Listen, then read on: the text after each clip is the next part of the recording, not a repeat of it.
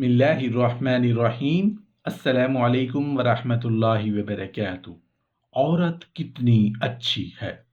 عورت اگر اچھی ہو جائے تو اس سے دنیا میں اچھائیاں اور خوبیاں پھیلتی ہیں، اور اگر وہ خراب ہو جائے تو فساد کی آماج گاہ بن جاتی ہے۔ اگر عورت اچھی ہو تو کوئی چیز اس سے اچھی نہیں، اور اگر وہ بری ہو تو اس سے بری بھی کوئی چیز نہیں۔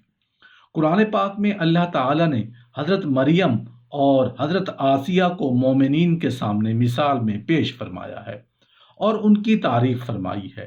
حضرت مریم حضرت عیسیٰ علیہ السلام کی والدہ اور حضرت آسیہ فرعون کی بیوی۔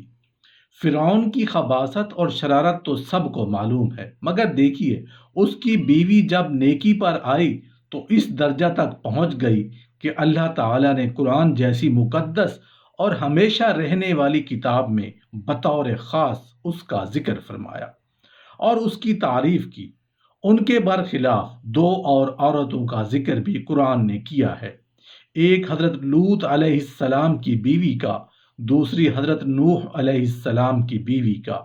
اللہ تعالیٰ نے ان کی مذمت اور برائی کی ہے اور ان کا جہنمی ہونا بیان کیا ہے۔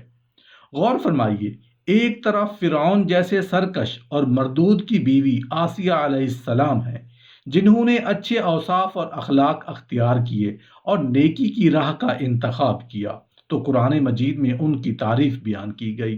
اور دوسری طرف حضرت لوط علیہ السلام اور حضرت نوح علیہ السلام جیسی مقدس ذوات کی گھر والیاں ہیں، جن کی مذمت اور برائی ہمیشہ کے لیے قرآن میں ثبت کر دی گئی ہے۔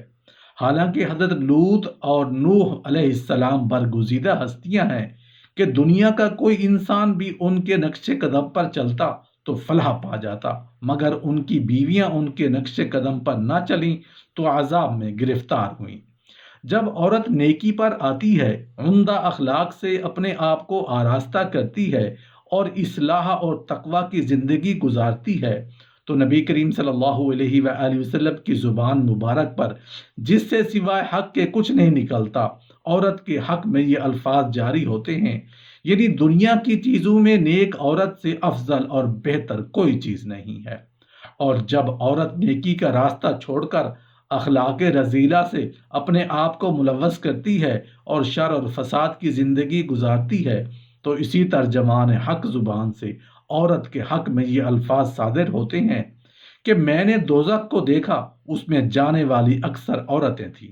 ایک طرف مومن مرد کے لیے سب سے زیادہ بہترین چیز تقوی کے بعد نیک عورت کو قرار دیا ہے، چنانچہ فرمایا اللہ سے تقوی کے بعد نیک عورت سے زیادہ بہترین چیز مومن نے استفادہ نہیں کیا ہوگا۔ تو دوسری طرف عورت کو سب سے زیادہ فتنہ کا سبب بھی بتایا گیا ہے۔ چنانچہ ایک حدیث میں ارشاد ہے جس کا مفہوم کچھ اس طرح ہے کہ رسول اللہ صلی اللہ علیہ وآلہ وسلم نے فرمایا کہ میرے بعد میں نے مردوں کے حق میں کوئی فتنہ عورتوں سے زیادہ نقصان دہ نہیں چھوڑا۔ وجہ کیا ہے؟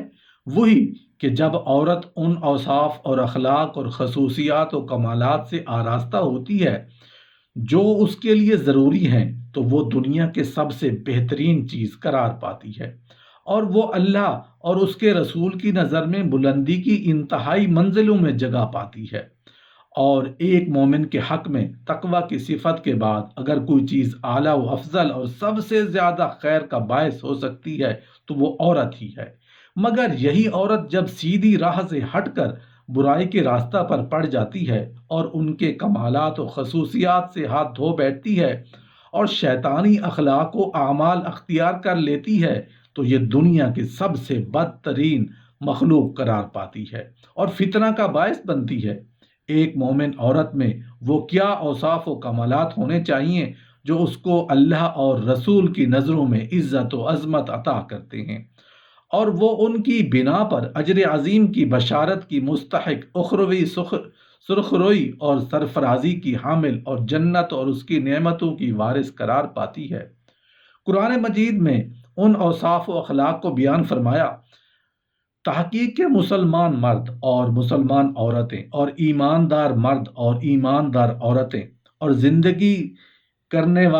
بندگی کرنے والے مرد اور بندگی کرنے والی عورتیں اور سچے مرد اور سچی عورتیں اور محنت جھیلنے والے مرد اور محنت جھیلنے والی عورتیں اور دبے رہنے والے مرد اور دبی رہنے والی عورتیں اور خیرات کرنے والے مرد اور خیرات کرنے والی عورتیں اور روزہ دار مرد اور روزہ دار عورتیں اور اپنی شرم گاہوں کی حفاظت کرنے والے مرد اور حفاظت کرنے والی عورتیں اور اللہ کو بہت یاد کرنے والے مرد اور اللہ کو بہت یاد کرنے والی عورتیں، اللہ نے ان کے لیے تیار کر رکھا ہے مغفرت اور اجر عظیم کو۔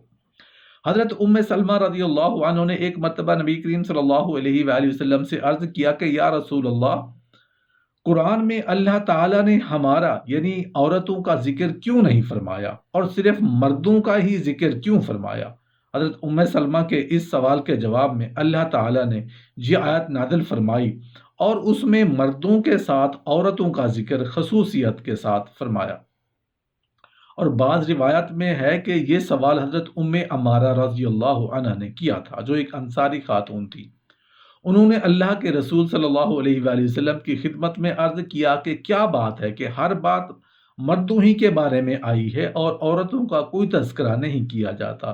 اس پر یہ آیت نازل فرمائی گئی۔ اس سے معلوم ہوا کہ یہ آیت خصوصیت کے ساتھ عورتوں کے اوصاف و اخلاق بیان کرنے کے لیے نازل ہوئی، اس لیے کہ یہ آیت جیسا کہ عرض کیا گیا ہے کہ عورتوں کے سوال کے جواب میں نازل ہوئی۔ اس میں اگرچہ مردوں کا بھی ذکر ہے مگر اصل مقصود عورتوں کا تذکرہ ہے۔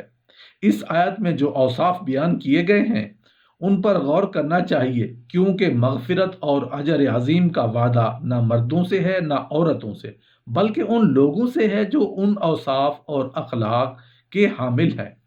یہ کل 10 اوصاف ہیں: اسلام، ایمان، قنوت یعنی اطاعت، صدق یعنی سچائی، صبر، خشوع، صدقہ و خیرات، روزہ، شرم گاہ کی حفاظت، ذکر اللہ۔